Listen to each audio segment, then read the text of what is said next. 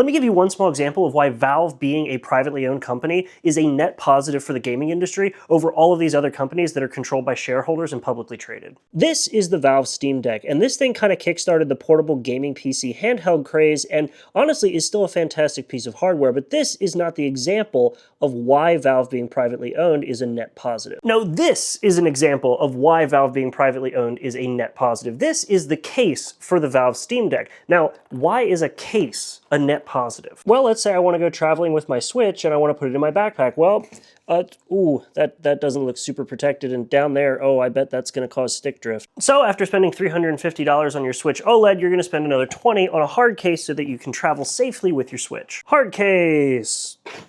Ta-da! But let's go even further. What if you spent even more money on a portable gaming device? Like how about $650 on an ROG Ally or $800 for an ROG Ally X? Like, I know I got thumbstick toppers on there, but these things ain't Hall effects, so you better protect them. So let's get a really nice $40 official Asus ROG Ally case.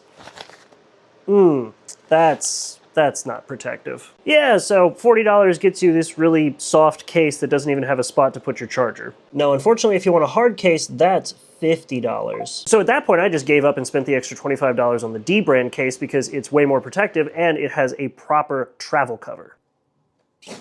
Yay. So then to come back around to the Steam Deck's case, it is a proper hard case. It comes with a spot on the back to actually store your charger, and it's included with every Steam Deck model starting from the 400 one all the way up to the 650 one, and if you get the 650 one, you actually get an upgraded case included. Meanwhile, with publicly traded companies, the shareholders and the bean counters are going to look at the cost of a case to be included with their product, and they're going to say, we're not making money on those cases because they're included with the product that the customer's already bought. So instead, just sell them the product, and then when they want to do literally anything with a portable product, meaning it's meant to be taken around places, they're going to want a case for it, so we'll sell them a case and make even more money. And don't get me wrong, Valve will still ask, can we make money on this? But the other question they're going to ask is, what do our users want that will make them more likely to buy this? Because for a publicly traded company, it's all about making the shareholders happy and making the most money as possible, whereas for a privately owned company like Valve, it's all about making your users happy so they buy products for you so you can then make money. So while the Valve Steam Deck has definitely been surpassed by other gaming handhelds in terms of performance and,